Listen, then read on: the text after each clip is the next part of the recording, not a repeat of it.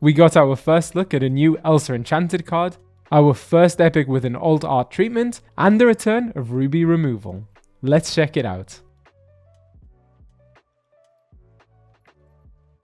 What's up, Illuminators? It's Charlie Amethyst back. We're now over 2/3 of the way through reveal season. We have a bunch of really exciting, fun, and powerful cards to look at today. I'm really excited. Yeah, so let's do this. Let's jump right in. And as promised at the top of the video, we have a look at the new Elsa Ice Artisan Enchanted card. We were expecting to see some more Frozen Enchanted cards this set, and it's the first time we're seeing Elsa as a character on an Enchanted since set 1, I think. Everything else has been a song. That is true. So that is quite unique. And Okay. as we know, Elsa set 1 in the first chapter was our Charizard in Disney Lorcana. It still is. It still is, yeah. We were even comparing with the iconic Ariel, and Elsa is still above in terms of price and people looking for. Yeah. So another one that is going to be popular, I'm guessing. A lot of positive feedback about her outfit because she's a Floodborn, so I think it's coming in through a full circle here, right? Yeah. Again, stunning art. We love the art. We got to see a first look during today's main stage about the foil effect. So that's the frosty foil for each other cards. It looks stunning, so we can't wait to see in person. Yeah, it's very unique because normally the foil is very smooth. In this, because of the frost foil, it does have that kind of fractal nature, so it is emulating the ice. And it works really well for Elsa, right? And I think this card is really beautiful. It's a funny one because I think the color palette of it doesn't go so well with the ruby It's not really aspect of the card on the bottom. So I think that's kind of like, it's a little bit of a jarring mix. Yeah. But above the kind of the ability description box, everything else is so beautiful. I love how it's almost symmetrical but not quite. So they do have kind of like the mirror reflection of the two sides, but each side is unique. It isn't just a copy, and I think it does really fit that kind of paper cutout style they want with this set. They did say, right, there was a challenge in a way bringing Elsa to the Ruby aspect of side of things, not just Elsa but other Frozen characters, right? It's still super exciting. But I agree with you, color wise, if there wasn't the button, I wouldn't know this is a Ruby card. I think I could even talk about Sapphire or Emerald, really, right? Yeah. But it does work, don't get me wrong. It is really nice, and I think it's the right way to start pushing to different archetypes. I agree. I think for me, it's just if that box at the bottom was Amethyst, this card just looks better. That for me is the problem. It's not even the art. It's just the fact that it belongs to Ruby. I know what I mean. Yeah.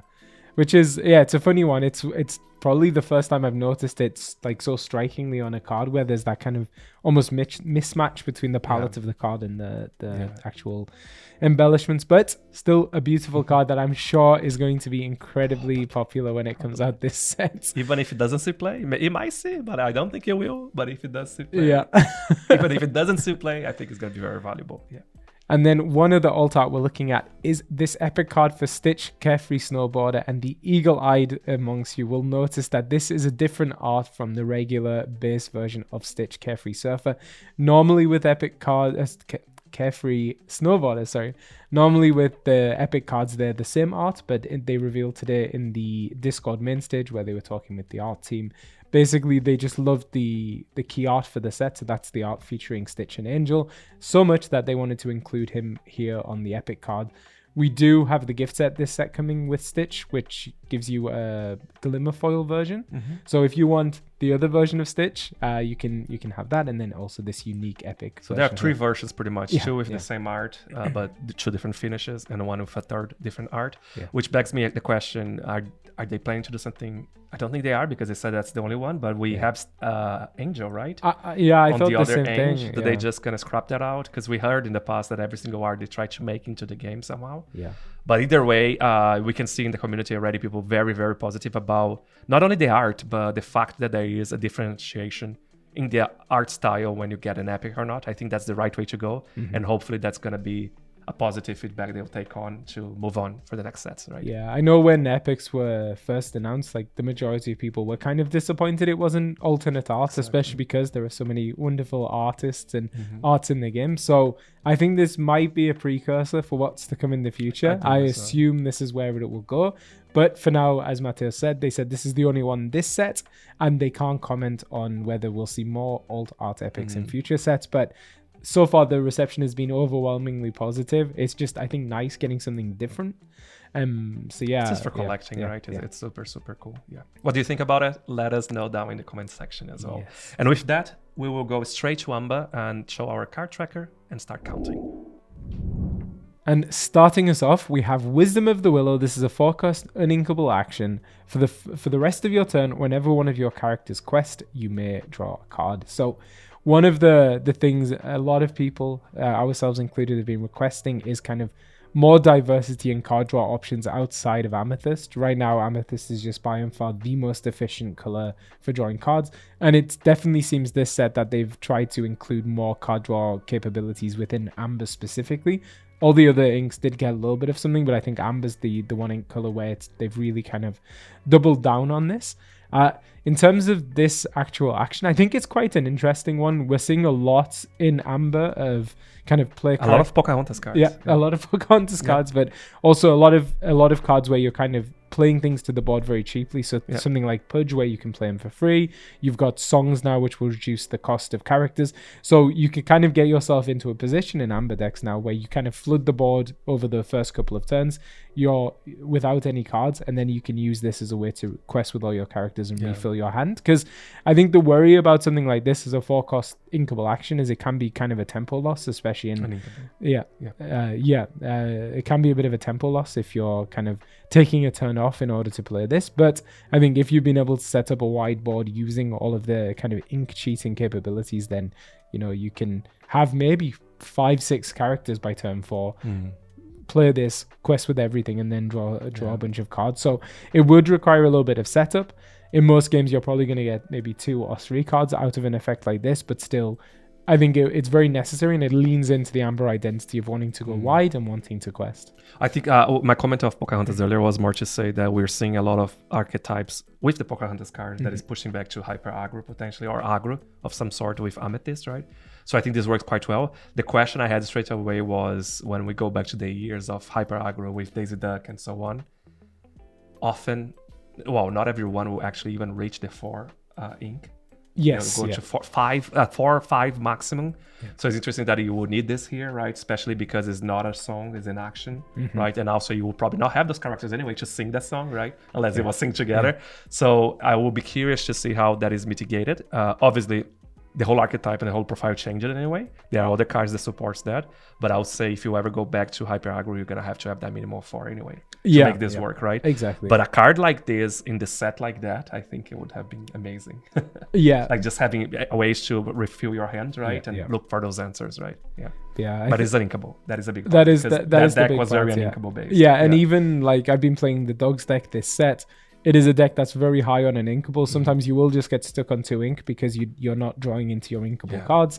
So then you could end up getting something like this kind of stuck in your hand. So I think when people build decks, they'll have to kind of build with that kind of mindset of I need to get up to 4 ink in these games, so I need to have like a good balance of inkable cards, or I'll need to hold on to those in my altar. But as Matteo said, like some of the most aggressive decks would just kind of cap out at 2-3 ink. So this is going to push you to that 4 ink mark, but maybe it's going to create a more kind of or less fragile version of an aggro deck, which will pay off, I think, if you do succeed. It's interesting, super quick, because we're looking at Pocahontas. There were the art when Pocahontas was first announced in the boat. We haven't seen that yet, so I'm curious if a card will be shown for that. And Gramada Willow, we also saw from all those hints of the trove that one of the dividers is her, so we can still expect her to be a card. I'm guessing Amethyst maybe.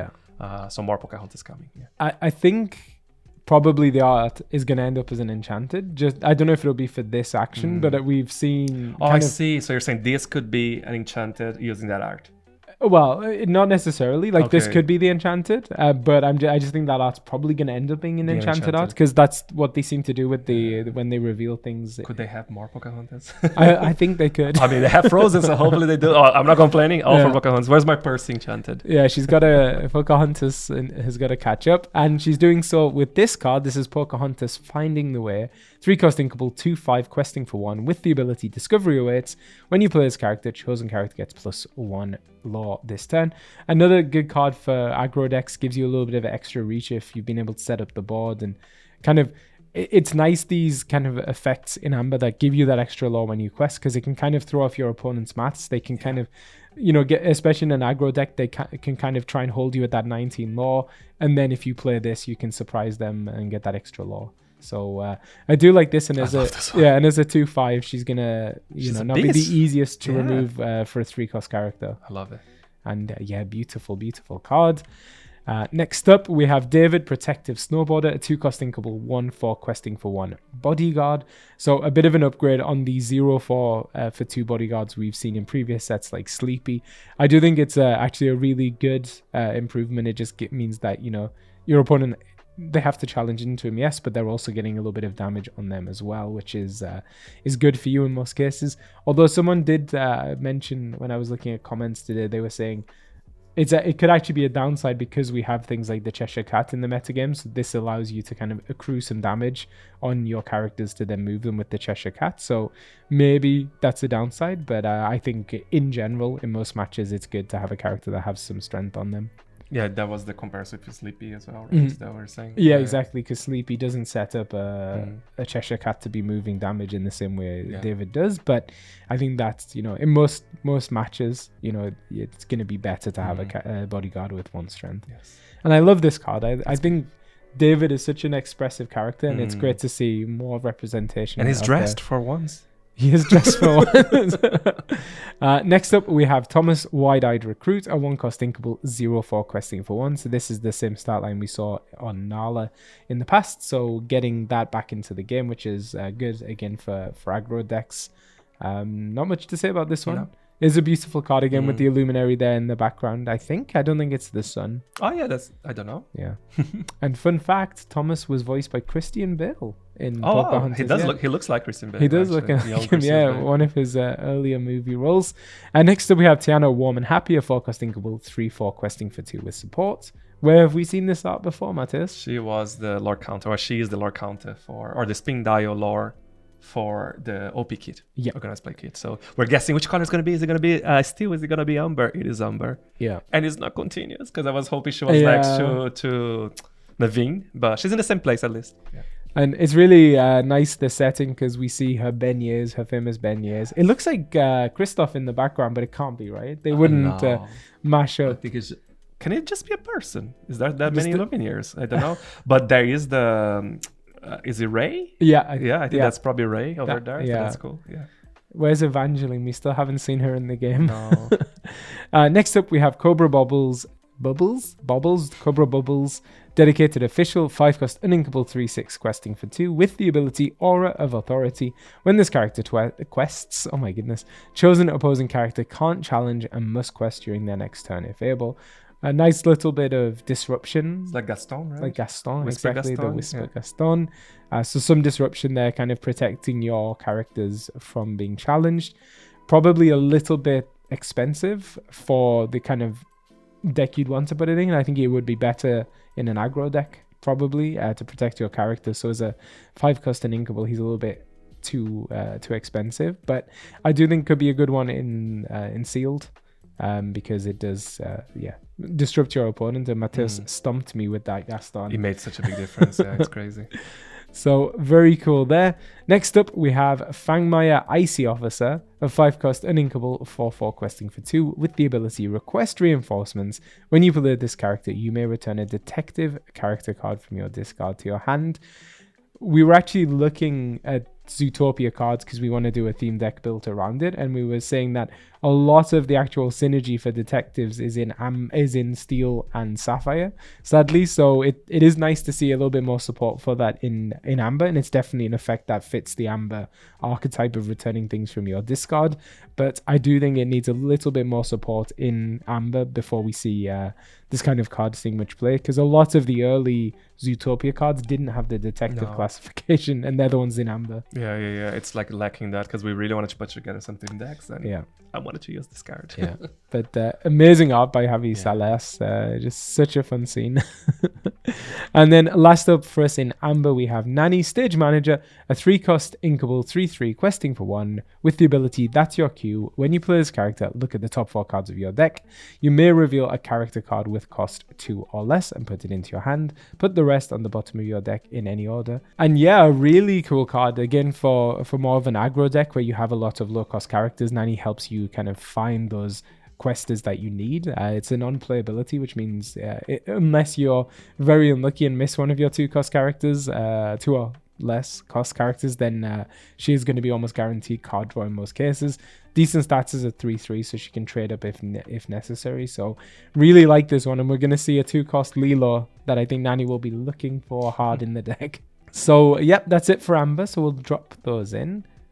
And a lot of people saying that Amber is getting some serious upgrades this set, and I'm super happy. I think it's my favorite ink, I remember. Yeah. So you quite like Sapphire in the beginning as well. Right? Yeah, I still like Sapphire, but Sapphire hurts my head to play, whereas Amber, when I play, it makes my heart happy. So. It's warm.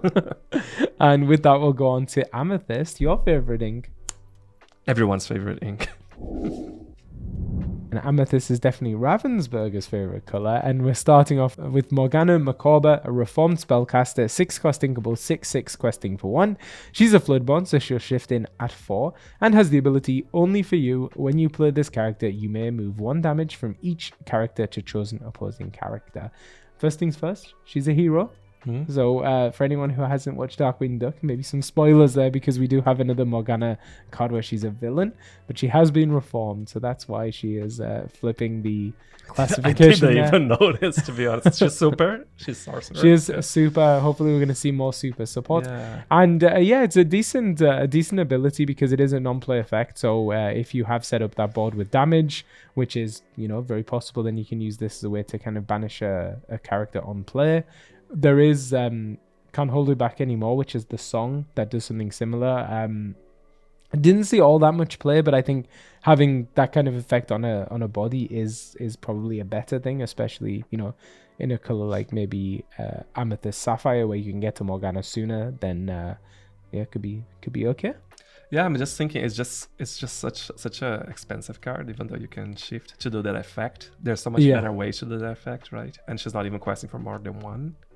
But I don't know, maybe I'm just missing something. I think Amethyst is spoiled for kind of ways to affect the board state. So it's like, do you want to use Morgana to do it? She's super cool, though. Maybe when we have the next set of rotation, we lose some of the more efficient Amethyst removal potentially, then she could come back then. Imagine discarding Enchanted. Sorry, I'm just thinking, because it's so beautiful, the art and the colors, right? God, imagine. Yeah.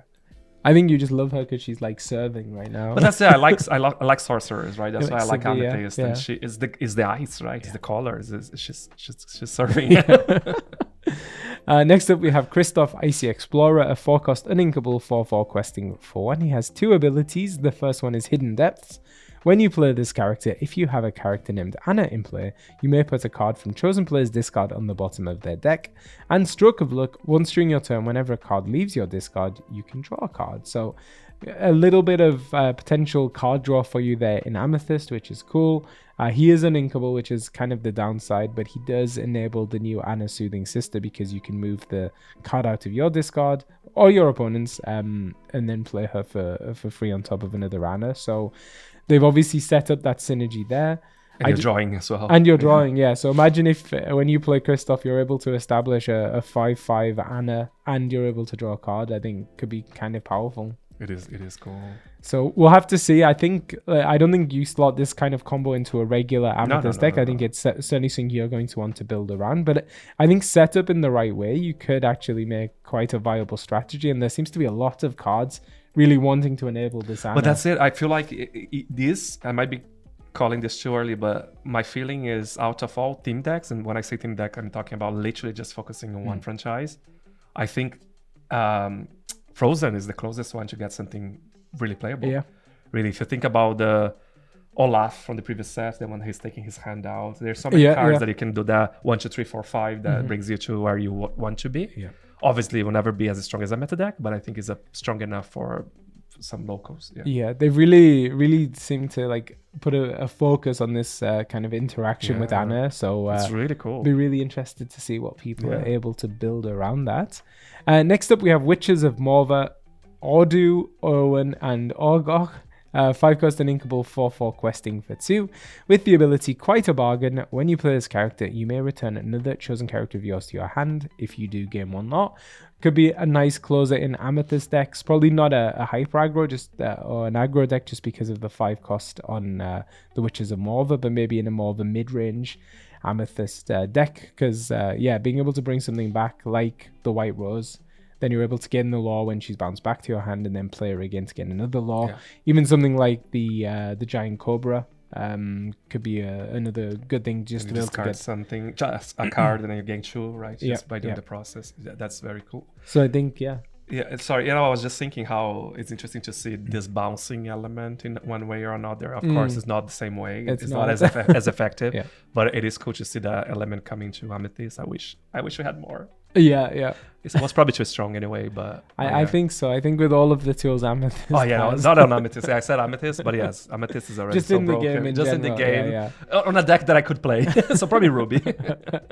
Next up, we have Eeyore in the Way. We saw him already, so he's the regular version of the Enchanted card that we looked at in the previous news video. If you want to check that out and find out our thoughts on this card, but super happy to see the regular version here. But nothing can beat the Enchanted. I know, but he's so cute. This lighting, and I think behind there is actually Donald Duck, right? Because we will see a Donald Duck in Ruby. I think it's that Donald Duck. Oh, okay. Or even the Donald Duck King Steel that we also saw. Interesting. A crossover card. It looks like a little bit. Next up, we have Alice Well-Read Whisper, a 4-cost inkable 4/4 questing for 1. You can boost Alice for 2, and she has the ability Mystical Insight. Whenever this character quests, put all cards from under her into your hand. So, interesting one there. A lot of Amethyst right now relies on kind of more guaranteed card draw, I would say. So things like the Genie when you play him, things like Finders Keepers. But, there is a world where you could set up your Alice, boost her, use some of the free boosting effects to, put 2-3 cards under her and then quest with her. But as much as I want to love this card, and I know you want to love this card as well, I just feel like it's probably a bit slow. It's a little bit expensive and it's not really affecting the board. And I think Amethyst has plenty of ways to draw cards that doesn't need something like Alice. It is, because of course you could boost in other ways, right? And I think that we're seeing cards that are doing that combo now, but it's so expensive. So it's just expensive to justify the risk, I think. Yeah, maybe with Emerald, where you're kind of like very much building around Whispers and you don't want to sacrifice the slots for other things, then maybe. But imagine you're building that, you're getting to a point that, I have enough cards now to actually justify getting that bunch. And then someone comes with a Hades and sends your Inkwell. So it's not even... Right, because you have to quest. To be able to activate that, you have to quest, right? Yeah, it's a little bit of risk reward, but I'm sure some people are going to make it work. I know, I like the design. Yeah. I just think Amethyst is too good. Yes. Why would you use that one? Yeah, exactly. And then the last card we're looking at for Amethyst is Come Out and Fight, a 2-cost inkable action. Put all cards from under chosen character, item, or location on the bottom of their player's deck in a random order and draw cards. So it is an unboosting. We raised that question on Whispers in the Well, right? Are we ever going to see a mechanic that unboosts? That's kind of the answer to that. While drawing cards, because you're drawing Amethyst. Yeah, like as a 2-cost inkable and draws a card, it's really pretty good. It is. And as like a tech card to help you deal with some boosted characters. So like even the Alice, I mean, maybe not the most meta relevant example, but if your opponent has stacked up a few cards under Alice, they're going to quest on the next turn, then you can play this to disrupt that. But I think we've seen cards who gain lore when they have cards under them and things like that, or they gain lore for each card under them. So being able to disrupt that. A new Ruby Ralph card we're going to see as well. You might want to remove the strength of that. So I think depending on the relevance of Whispers, I think this could be a really cool card to... Or boost in general, right? Yeah, sorry, boost is what I mean, not Whispers. But it's interesting, as again, worth saying, you have to execute as much as you can in the card. If you can't put any cards under front of your target, he was still gonna draw the card. Yeah, So there's still the benefit, right? Because it's two different sentences, so there's still the benefit on its own. Yeah. And I didn't talk about how much I love the art on this card. I know you love this one as well. It's insane. And that is the Lonesome Ghost, we think. It's probably another of those references. We saw that in Whispers in the Well. Yeah. I wouldn't be mad if we get an Enchanted of that as well, because again, it's the whole spooky side vibe. I still couldn't get hold of that, but one day maybe. No, not without trying as well. Just no one's selling it. It's not selling. I'm literally looking. I'm like, okay, maybe I will sacrifice my money right now, but I cannot find the card. We want to spend the money. Want to spend that one for free, but yes.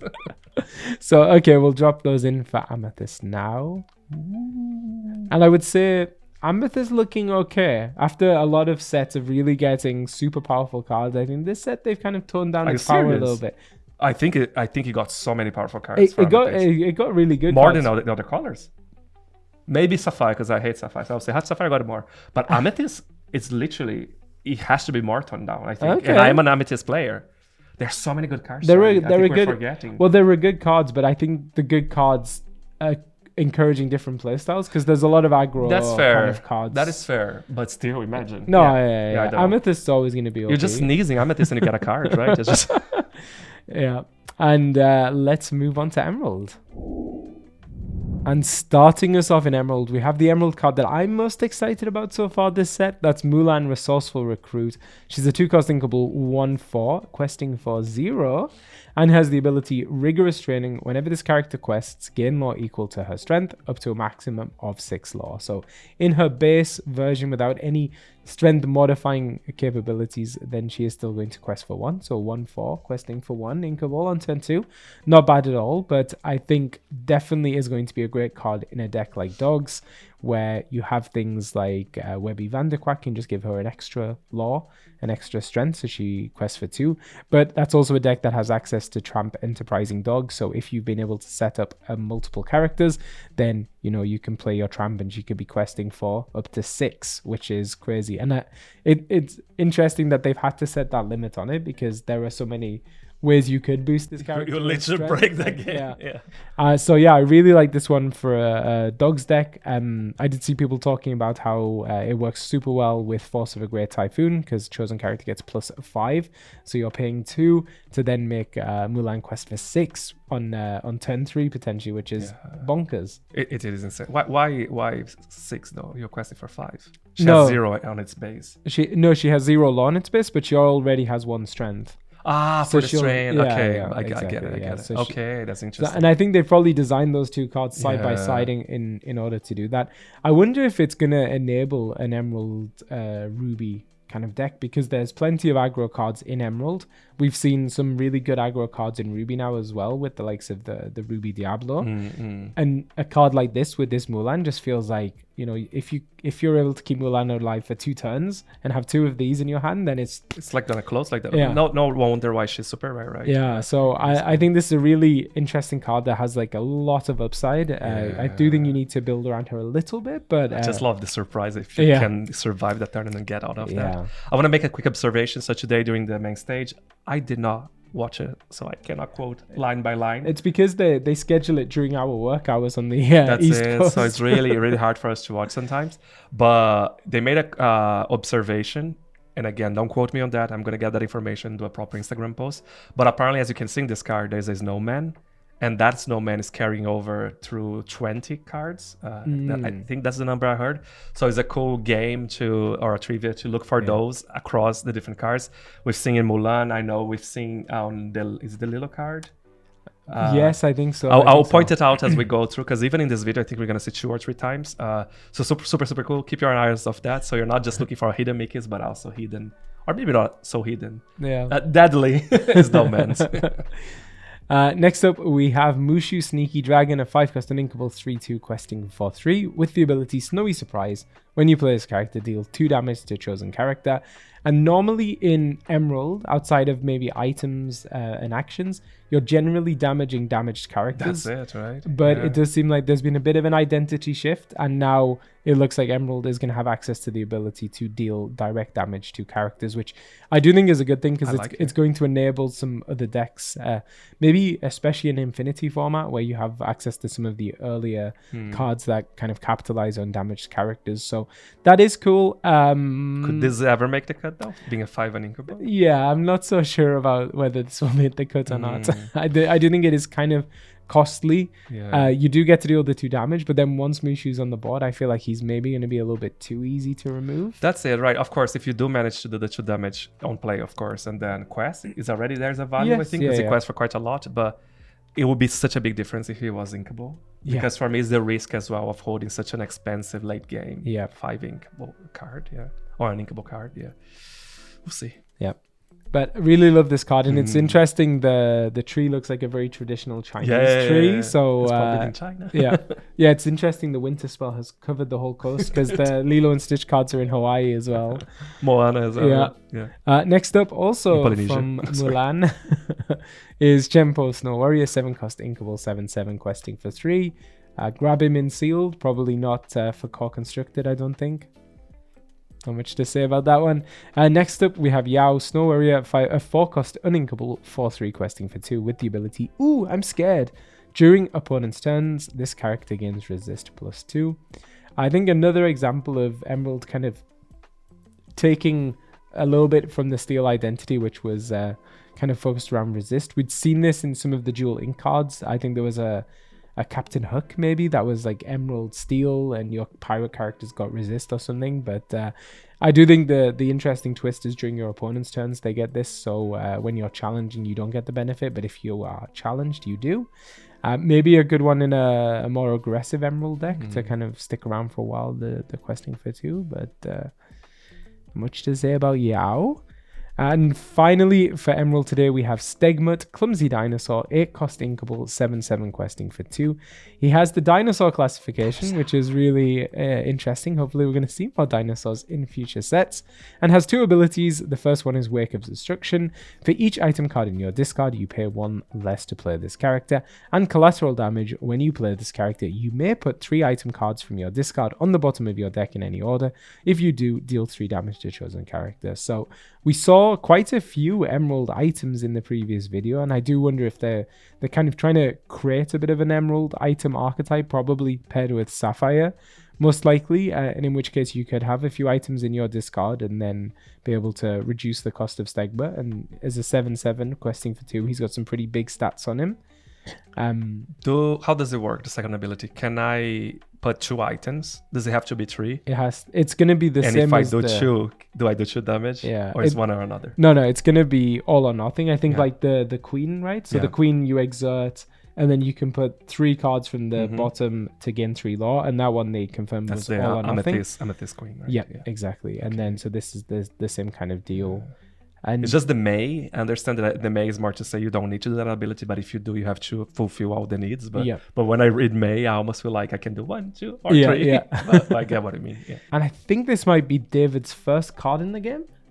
Yes, I think you're right. He's Portuguese, right? But he lives in England. I'm giving too many information, I think. Okay. But I was like, he talks Portuguese, but it was actually Portuguese from Portugal. That's why I was clicking the information together.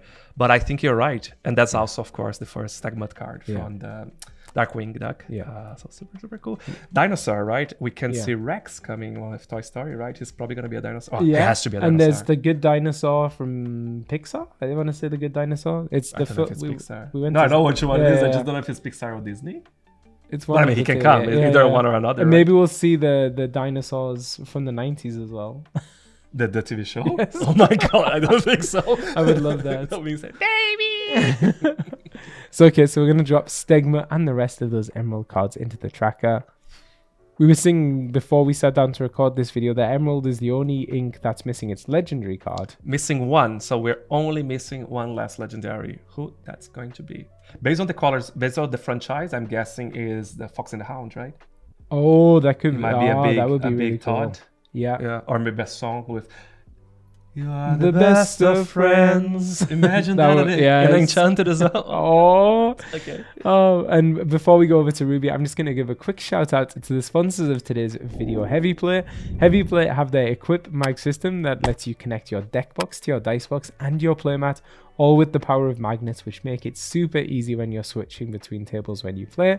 And they also have their curved sleeves with curved corners, which mean you'll never have a card upside down in your deck again. If you'd like to get your hands on any Heavy Play products while supporting the channel, you can visit them at heavyplay.com and use the discount code Inkborn10 at checkout. And also a huge shout out to the other sponsor of today's video, Voltex. Voltex have a wide range of binders in the most beautiful colors. They're the binders we use and we absolutely love them. You can visit them at voltex.com and once again use the discount code Inkborn10 to get 10% off your order and support us out at the channel. And moving swiftly over to Ruby, we're getting some more removal options, which I know you as a Ruby enjoyer are gonna love, Matthias. And this is Wreck-It Ralph, Raging Wrecker.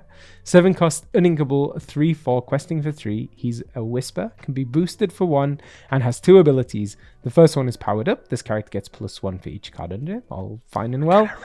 And Who's Coming With Me? When this character is banished, banish all characters with strength equal to or less than the strength he had in play. So when you play Ralph, bare minimum, that's 3. So all 3 strength characters are going to be banished. But with his when boosting, he is banished. When he's banished. But with his boosting capabilities, you can definitely get that strength up a lot higher. Yeah. So I know Matthias is really excited about this card. So I was like racking my brain trying to think, how is the most efficient way to kind of make it work? Because one of the risks with Ralph, more so in against like maybe Sapphire or Emerald, is that your opponent can remove him in other ways. So in Sapphire, they can put him into your Inkwell. In Emerald, they could bounce him back to your hand, shuffle him into your deck. So there are ways around him. Too many ways. Too many ways, yeah. So I do think that probably you want to be getting Ralph down and almost using his ability straight away. So Amber Ruby is not really an ink pairing we see too much of, but they do have the action Candy Rift. You can draw a card and then give a chosen character 5 strength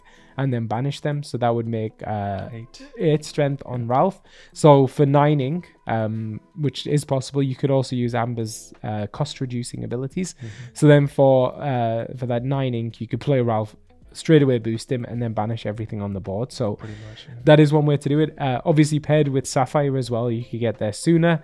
You could use something like Time to Go, which also allows you to banish him. It is 3 costs, so you would need a little bit extra ink, but then you can banish him, draw 2 cards, and if you've been able to boost him, you get that extra card. And then, there are other ways to boost his strength, of course, other than boosting. You could play something like Lumiere, and then he's already getting that additional strength. So, it's an interesting one. I do think that Prince Philip is still a better removal because it's an on-playability. But I do know that people are going to be breaking this Ralph and doing some crazy things with him. I think they will find a way. And even a card that we mentioned just before, was the Mulan song, right? You give +5 straight away, and it costs you. It's a song. So you could literally play it in for 7.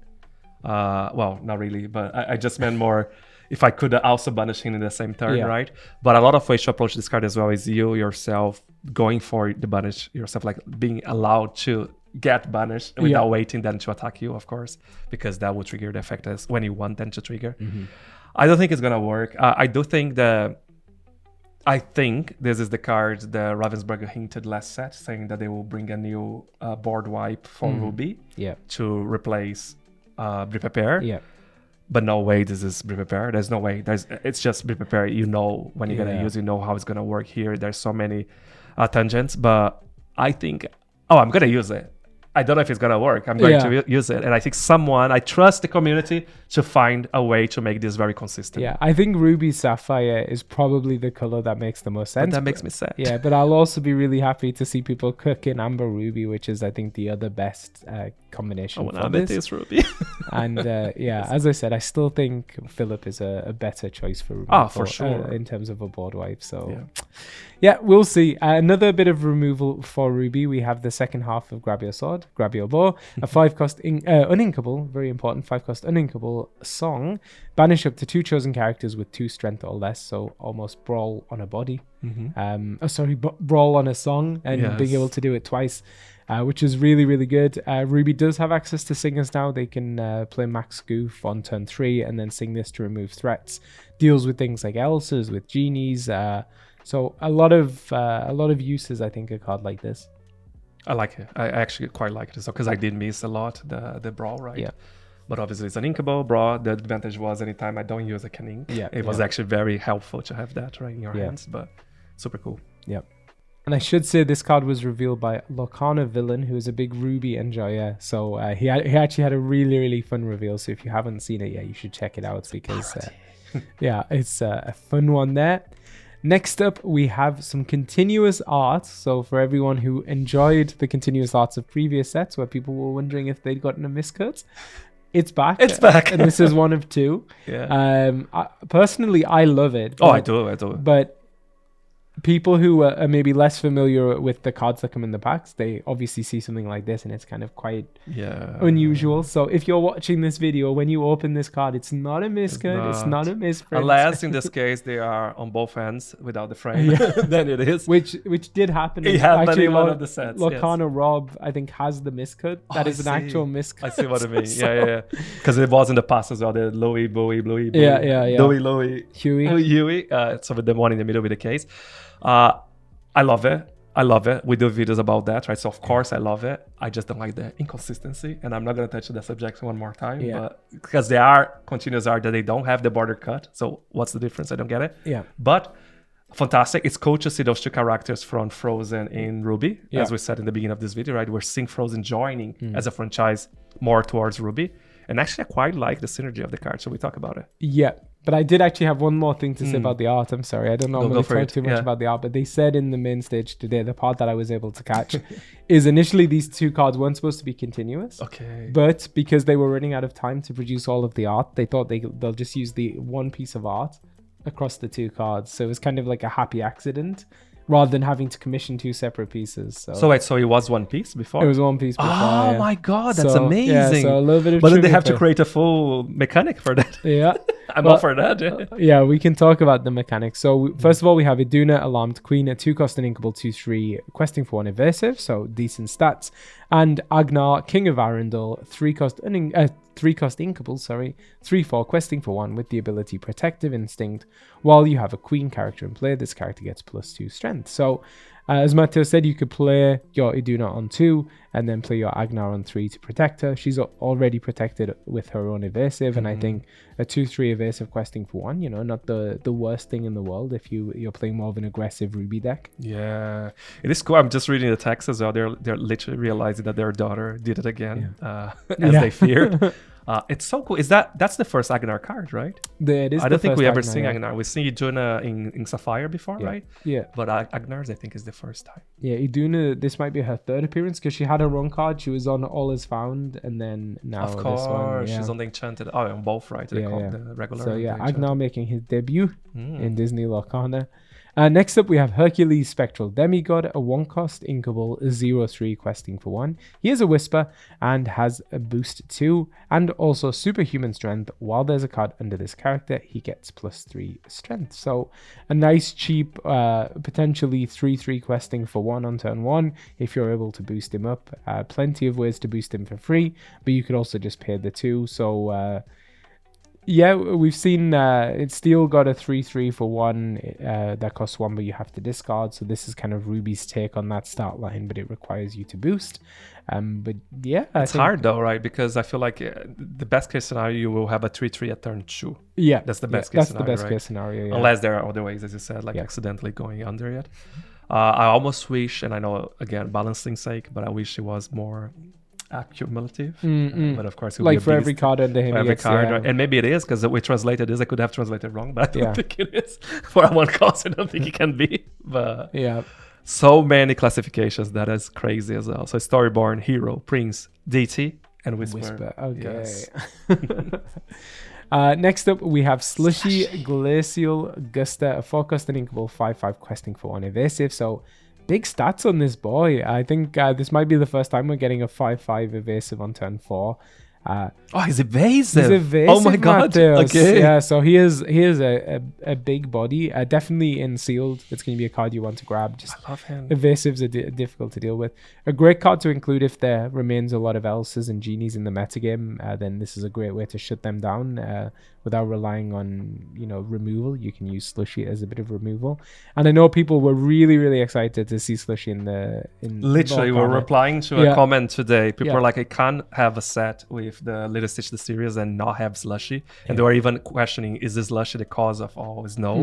But of course, that was before the reveal there was Elsa. But it's so funny. Yeah, he's here. So super cool card there. I do think this one's probably going to see play. Next up, we have Donald Duck, Nephew Fred, a 1-cost inkable 2/2, questing for 1 vanilla. And this is the one you think might be in the background of the one of them I actually think is the other one. The more I think about it, just because of the shape of the silhouette of the carriage. I know, I'm sorry, I'm a Donald Duck fan, but every single Donald Duck card is so beautiful, right? So beautiful. He's so expressive. It's the colors as well, right? And especially because it's Christmas based, right? It's just insane. Oh, hey, Donald Duck, Donald Duck. Insane. So really cool. And a shift target for the other Donald Ducks we've seen. Next up, we have Copper on the scent, a 6-cost inkable 8/5. He's got Rush and he's reckless. So he's a beast. He is a big old boy, which is really cool to see. A functional replacement almost for Maui Hero to All. Just one more, costs 1 more, but he also hits for way 2 more. Yeah. So we know Maui just like a mainstay in Ruby decks. A great piece of removal again for Ruby on a body. So really happy to see what I think is a definitely playable card here from Copper. I think it has to be, right? Of course, it's 1 turn later, as we said, but people will make it work. It's interesting as well to see under the uncommon rarity, because then more people have access to that as well. So I can't wait. I can tell for sure our friends that plays Ruby, they're all so excited. We're like, where's Maui replacement? Where's Maui replacement? There he is. It wasn't the other Maui we looked at. It wasn't the other Maui. This is the best one. Next up, we have a card that I know Matis is excited about. Beast's Castle Winter Gardens. This is a 1-cost inkable location, a move cost of 1, willpower of 6, and snowball standoff. Whenever a character here challenges another character, gain 1 law. For me, it's the whole rushing through the location, right? You go inside, you rush, and then you gain the benefit straight away. It's not that weak of a location, of course, nowhere close to as strong either when it comes to the willpower, but it's cheap. I think, you can... It could work. I wish that was a lore, though. Yeah, that would be nice. I do think you could drop it as like a bit of a game closer. Like, let's say you've got 3 characters set up, and you've got 4 ink, then you can play this, move all 3 of them there, challenge a bunch of things. It's just challenging, right? You don't need to banish either. You just have to challenge, So maybe that would be a nice way to kind of leverage some of your challenges in Ruby. Even something like Copper, right? It makes Copper actually able to gain new law. So really interesting one. And then the last Ruby card we're looking at today is Christoph's Loot, a 3-cost uninkable item with the ability Moment of Inspiration, exert, pay 2, reveal the top card of your deck. You may play it as if it were in your hand, otherwise put it in your discard. So essentially, there's the bit of randomness. You don't know what you're getting, and you might, if you choose not to play it, put it in your discard. Otherwise, you play it, and because it is as if it were in your hand, it means you can do everything you would normally do. So there is a cost, of course. Exactly, yes. You've got to pay the ink cost, but you could play it. You could sing it if it's a song. All of those good things. You could shift it if it's a Floodborn. So I do think this is a really interesting one. Maybe in an item-focused deck like Ruby Sapphire, something like this could make a lot of sense, where you've got that extra ink to kind of play something like this. You could play it for free with Tamatoa, and then just gives you some additional card draw, essentially. I did not click that it wasn't just for character. It's a card. Like you said, right? It's a song. It could be anything, right? That is cool. Yeah. It wants to play, but that is cool. Yeah, that's I it's think still cool. I think the randomness, because you could get some great off the top, or you could get like the card that you don't need right now, or you can't even afford right now. And then you lose it because it goes to discard. Your discard. So we'll see. It's interesting, but as Matthias said, maybe it's going to be a hard one to make work. Does that trigger the effects of Anna if I'm playing Amethyst Ruby, because it goes to my discard? Anna's as if it leaves the discard. Oh, if it's leaving. Yeah. Okay. Well, we put it there and you remove, and we can use it. Okay, so that's it for Ruby. So we'll drop all of those in. And then we're going to move over to your favorite color, Matthias. Sapphire. Those are two very cute characters. So we have another continuous art, as we said earlier. That's Rue and Kanga or Rue.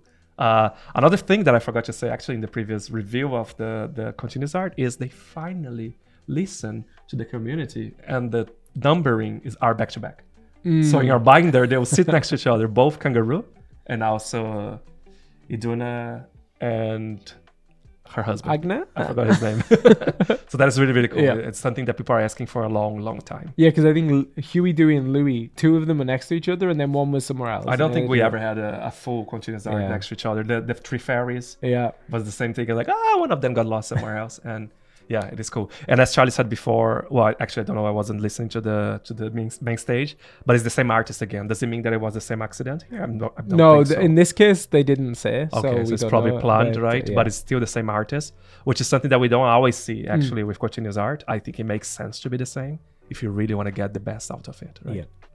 And yeah, we can talk about the cards because they are super interesting. The first one is Rue, Little Helper, a 1-cost inkable 1/1 questing for 1 with the ability Hopping In. Exert, put this character face down under one of your characters or locations with boost. And one important thing to say, which I should have said, is Rue is a Whisper, but does not have boost. And they did explain that. Oh, I just noticed. Yeah, they explained that not all Whispers have boosts. Not all boosts are Whispers. We've seen it with the Ghost. So it is going to be kind of pushed out. And no Whispers and Whispers no longer have the Whisper frame. Yeah. It's another thing as well. But why I think it's important with Rue. Well, I was going to say a lot of the effects, like when you play this character, put it under a character with boost. They look for the boost rather than the Whisper. But I suppose if you do something like, I think Scrooge McDuck allows you to put a card under every character you have in play. So something like Rue, when you use Rue's ability, because both cards would travel to the same location, if Rue has been boosted, or if Rue has a card under her, then they can both go under Kanga. So that's another character with boost. So that's the thing that's interesting, but you have to kind of really make it work, because you don't have access to just being able to boost. But it doesn't justify why he doesn't have boost, right? Anyway. It's just really, sorry, that's the part. That's not the part I should focus on. But yeah. So it's interesting. So you will use him as a tool to boost something. Exactly. This turn I might just want to quest. This turn I want to do that, and then I can do that process. It is cool the fact that he's going to Kanga. Right? If you think he's going to Kanga's pocket. Right. The actual element behind it is super interesting as a concept. And then for Kanga, she is a peaceful gatherer, a 5-cost inkable, 5/5 questing for 2. Also Whisper, but with boost, can be boosted for 2, and has the ability Extra Help.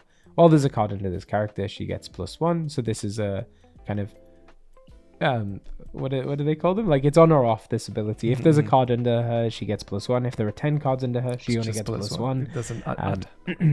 But Rue is a good way to kind of reduce the cost. So you could do something like play Rue on a previous turn, play Kanga, and then rather than boosting Kanga by paying 2, you can exert Rue and put Rue under instead. And quest for 3. Yeah. So a fun one there. I don't know if they're going to be seeing that much play, but I like mechanically it's super interesting. It would be cool if you could if instead of being exert is quest with him. That would be so much better. And then he goes inside Kanga, and then Kanga can then quest for 3. That would be so nice.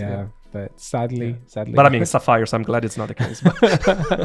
Next up, we have Tamatoa, Seeker of Shine, a 7-cost inkable 6/6 questing for 1. Also Whisper, can be boosted for 2, and has Ward, so you can't choose it except to challenge. And also has the ability Anything That Glitters. Whenever you put a card under one of your characters or locations, this character gets +1 law this turn. So this is a really fun one because you can boost Tamatoa in order to gain some extra law, but you can also boost your other characters to gain law. And it is for each character that has a card put under them this turn, you get +1 law. So or locations. Yeah. So you could have some crazy turns. Amazing synergy with Scrooge McDuck Reformed Ebenezer, because he's going to put a card under everything when he's played. And then Tamatoa can easily be questing for quite a lot. It's interesting because he is, if you're not shifting, he's coming the turn before Tamatoa though. So you almost want to play Tamatoa first, and then you have to play Tamatoa first. Yeah. So you lose the pacing. Yeah. It's very much a kind of off-curve combo you can do. I think in most cases, because Tamatoa has Ward, because he does have quite a lot of strength. He's gonna stick around probably a couple of turns. Too many times. You can get that law over and over, but it is good that he loses the law at the end of the turn. He's gonna have to, boost some things in order to get him to quest again. So it looks so magical, the card as well, right? I love imagine like Enchanted or another variation of that. It's just, can we get another Tamato Enchant? I mean, we don't have any, but we're huge Tamato fans. So I did the boss fight for Tamato. I love Tamato. They can give us all of the most overpowered Tamatoas. Even being blue, I'll be okay with that. Yes. So really cool there. Next up, we have Mickey Mouse Tiny Tim's father, 6-cost Inkable, 6/7, questing for 2 vanilla. Just a big body. Not sure he'll see much play in regular. But God, this is gorgeous. And next up, we have Minnie Mouse Tiny Tim's mother, the other half of the family. 3-cost Uninkable 2/4, questing for 2 with support. Decent enough stats actually. Support does have its place. Mainly, we've seen it with the Basil in Sapphire. So it's growing. Maybe Minnie Mouse could be a good one there, just to give some extra strength. But also questing for 2 can be quite important. And she's holding the Scepter of Arundel, which is quite cool as well, in her hand. That's the new version of that effect. Tiny Tim's crutch. Tiny Tim's crutch. I think we mentioned that before. It's nice to see that even though she is not the depiction of Minnie Mouse that you would know, she's still a Storyborn because she's based on the story of the Mickey's Christmas Carol. So it's super cool. And great. So let's drop all of those Sapphire cards into the tracker. And then we're going to go over to Steel. And a card that I'm really excited about, we have Lilo bundled up, a 2-cost Uninkable 1/2, questing for 2 with the ability Extra Layers. During each opponent's turn, the first time this character would take damage, she takes no damage instead. And they explained narratively this is because she's so bundled up with all of the clothes because the winter has reached Hawaii. So she's bundled up, and this is us this morning trying to go to the doctors, right? So many layers. It was minus 30 this weekend, Celsius. Yes. So definitely marketing there for Winterspell, and amazing card for aggro decks. I think this ability kind of had been introduced in the previous set. I don't think it really had too much support, but I think just a card natively having this on them. This is going to be really good for Steel aggro decks for sure, because it will mean that your opponent needs to sink 2 resources in order to get Lilo off the board. Other than that, she enables something like the new Pudge card that we've seen. So Amber Steel aggro looking like a real thing again this set, because once you play Lilo, then you can now play Pudge for free, which is huge. She's a potential card that you could play for free with Akude Emuti. Because you could have your Angel on turn 1 sing that, and then play Lilo for free on then turn play 2. Pudge for then free. Play Pudge for free on turn 2, and then just play another Lilo. Why not for the joy of it? So then you could end up with 4 characters in play on turn 2. Obviously, you need a lot to align for that, but that's why I was kind of talking about when we were looking at that Amber action that allows you to quest and draw a card for each character that quests. Nani? Yeah. No, the action. The action, okay. Then I think there's going to be some crazy, especially in Amber, kind of like turns where you play a lot of characters. And Matthias mentioned Nani because she is a great card that kind of supports this, because on turn 3 you can play her, and then she can look at the top 4 cards. Hopefully you'll find your Lilo, and then you can play her out the following turn, or even have Nani sing. So. A really fun one. I think people are going to hate this card, to be honest. I'm excited. Like, it's so nice. It's nice to see in the body, as you said, right? Because it was an effect that when we first saw, we were trying to understand. I mean, it's quite straightforward. It was like, that's such an interesting effect. And now it is in the body that you can play very early and quests for 2. It's insane. No wonder she's super rare. And there you go. We have another snowman just in the background hanging there. And that's the Steel snowman. Yes.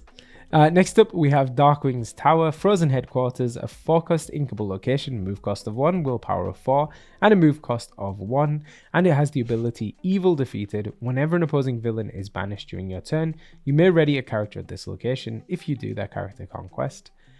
Really fun mechanic. I think on a completely unplayable card. I think completely. As a 4-cost location, yes, it's earning you some lore, but I think there are much. It's like an opposing villain. There's so many conditions. Again, I could have translated this wrong, but I think that's what it was. And it's just there are better versions of this, right? I think there were a better location that does something more or less similar. I'm not sure about that, but I just think it's like not enough of a payoff, kind of a big setup. No, but art on this is absolutely amazing. Like again, another card with the Greater Luminary in the background, acting as the moon in this case with the Aurora Borealis. It's just beautiful card. Next up, we have GG Best in Snow, which is a pun I absolutely love. 3-cost inkable, 2/4 questing for 1. GG has alert and so pretty. While this character has no damage, she gets +2 strength. Really, really good one, actually. She is an alien, so she'll synergize with some of the alien cards that we've seen. Potentially a replacement to Lexington. A lot of people were really excited about Lexington early on, but his Storm by Day, it turned out, did become a bit of a downside just because it was often paired with Amethyst, where you have a lot of cards. Whereas GG, she has no restrictions. Yes, when she takes damage, she's going to lose her alert, but in order for that to happen, your opponent either needs to challenge into her she'll lose her strength. Yes, sorry, she'll lose her strength. So yeah, your opponent will either need to challenge into her to take that off, have to use an action or a song. So I think, one way or another, they're using resources in order to get this off her in most cases. So yeah, I really like this one. Very simple card, but very good really card. Nice, yeah. Next, we have Donald Duck along for the ride. A 5-cost inkable of 4/6, questing for 2 with the ability Coming Through. When you play this character, you may banish chosen item. And this is the one, right? I thought so, but I'm probably wrong. It looks smaller, right? Yeah. but so there's no crossover, which is a good thing. Maybe it is. Maybe it is. Yeah. Another Snowman, though. The Snowman. That one is very in your face. And this card was announced revealed by Gaten from France. Yeah. And as always, comedic. How do I say, comical relief and a comical king, because it's amazing. Go check it out. He has even elves invaded his space and throwing snow at him, and it's just amazing. Yeah. And I love the cutout of Donald like plowing through. It's so good. Yeah. So really cool there. If we need some item removal in the game. So that's pretty much a version of Benja.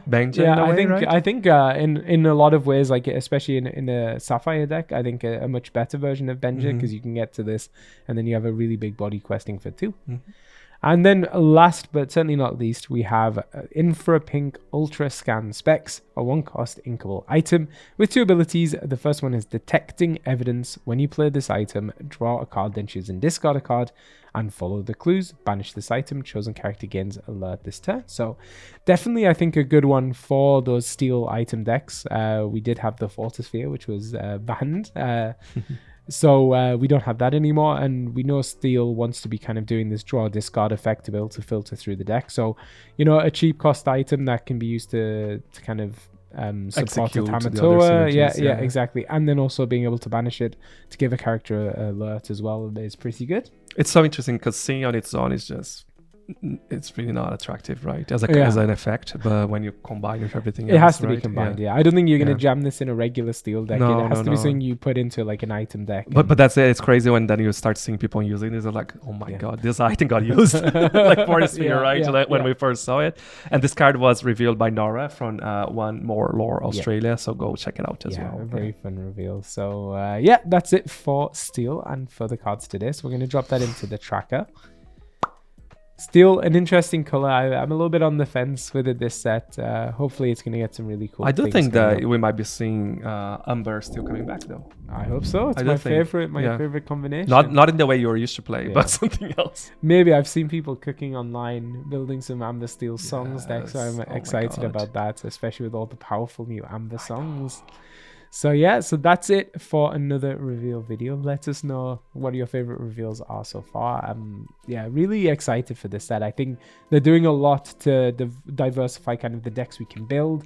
I think there are certain decks that are getting support and ink combinations that are getting support that didn't have them previously. So that's for sure. I really want to. I'm hoping that Ruby will bring a little bit more gargoyles to allow us to do a theme deck straight away, right? Yes. Because the majority came in Whispers in the Well, of course. Just give us. I think we're short by 3. In Ruby, and then we can do a theme deck of 60 cards. But super excited. Again, very pretty, way prettier than we thought it would be for a theme around snow. It's just gorgeous. And we've only seen 3 enchanted so far, I think. So there's so many more. I think so, right? So many more to come. I'm like, I can't wait. And those are probably do a third iconic, though. Another Elsa. So yeah, if you enjoyed this video, do be sure to give us a like and subscribe, because we've got more reveal videos coming. We're going to be opening products. We're going to be looking at all of the things Winterspell related. Yeah, and another way you can support the channel is by visiting our 2 sponsors for this video, either Voltex at voltex.com, and use the Inkborn 10 discount code there to grab your hands on some binders, and of course Heavyplay at heavyplay.com if you want to grab any of their deck boxes, dice boxes, sleeves, etc. And again, Inkborn 10 at checkout to get a discount code there as well.